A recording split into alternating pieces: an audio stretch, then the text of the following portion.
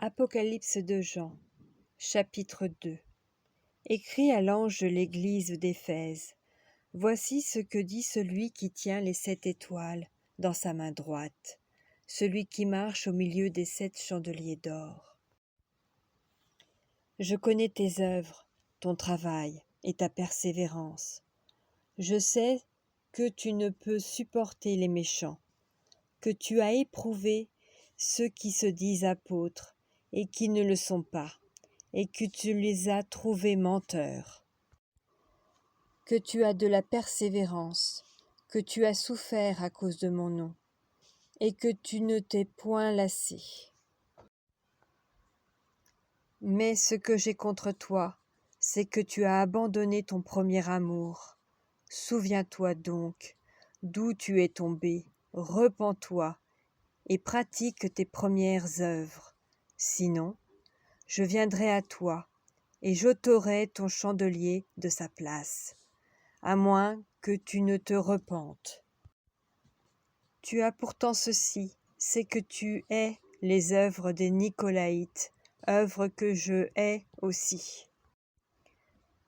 Que celui qui a des oreilles entende ce que l'Esprit dit aux églises. À celui qui vaincra, je donnerai à manger de l'arbre de vie, qui est dans le paradis de Dieu. Écrit à l'ange de l'église de Smyrne. Voici ce que dit le premier et le dernier, celui qui est mort et qui est revenu à la vie.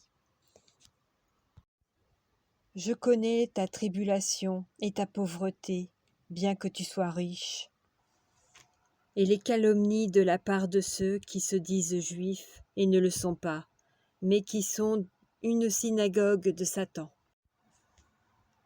Ne crains pas ce que tu vas souffrir. Voici le diable jetera quelques-uns de vous en prison, afin que vous soyez éprouvés, et vous aurez une tribulation de 10 jours. Sois fidèle jusqu'à la mort, et je te donnerai une couronne de vie. Que celui qui a des oreilles entende ce que l'Esprit dit aux églises. Celui qui vaincra n'aura pas à souffrir de la seconde mort. Écrit à l'ange de l'église de Pergame. Voici ce que dit celui qui a l'épée aiguë à 2 tranchants. Je sais où tu demeures. Je sais que là est le trône de Satan. Tu retiens mon nom, et tu n'as pas renié ma foi, même au jour d'Antipas, mon témoin fidèle, qui a été mis à mort chez vous, là où Satan a sa demeure. Mais j'ai quelque chose contre toi, ce que tu as là des gens attachés à la doctrine de Balaam, qui enseignait à Balak à mettre une pierre d'achoppement devant les fils d'Israël, pour qu'ils mangeassent des viandes sacrifiées aux idoles et qu'ils se livrassent à l'impudicité. De même, toi aussi, tu as des gens attachés, pareillement, à la doctrine des Nicolaïtes. Repens-toi donc, sinon je viendrai à toi bientôt, et je les combattrai avec l'épée de ma bouche.